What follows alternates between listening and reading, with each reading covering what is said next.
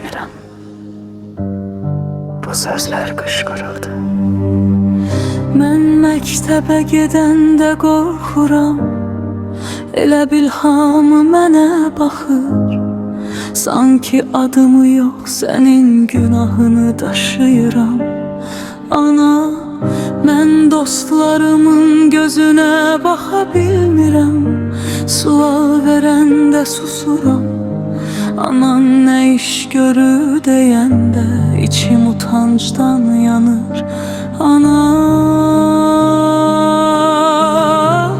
mən sənin yerinə utandım, amma uşaq ola bilmədim.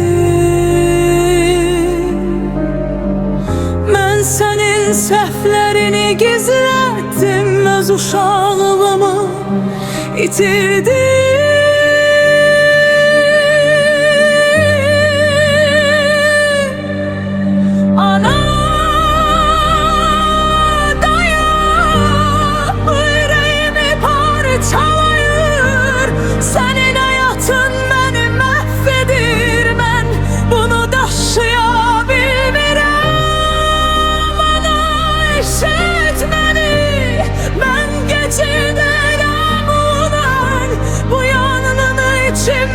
Yaşamak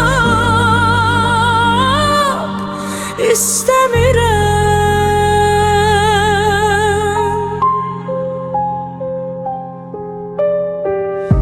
Nənəm gecələr dua edir, səni təmiz bilmək üçün.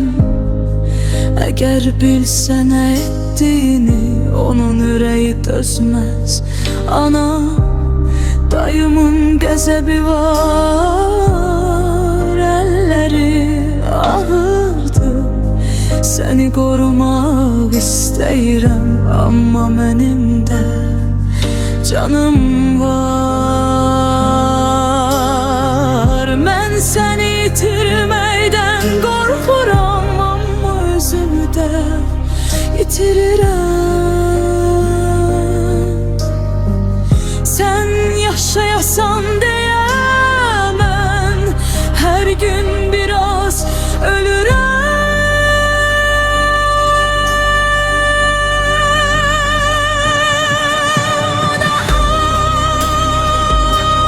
Dayan, mən yanıram, içim parçalanır. Sənin səhvlərin məni məhv edir. Mən bunu daşıyam.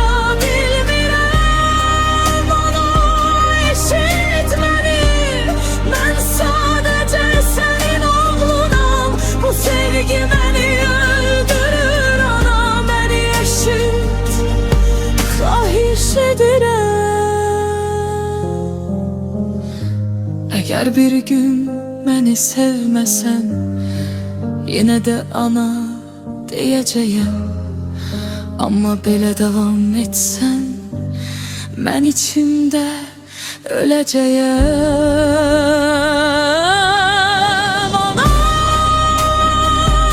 İşine bak, ben hala uşağım. Senin yolun beni uçuruma aparır. Ben oraya gitmek istemiyorum. Ana, xahiş edirəm, ben seni sevirəm. Ama bu sevgi beni öldürür.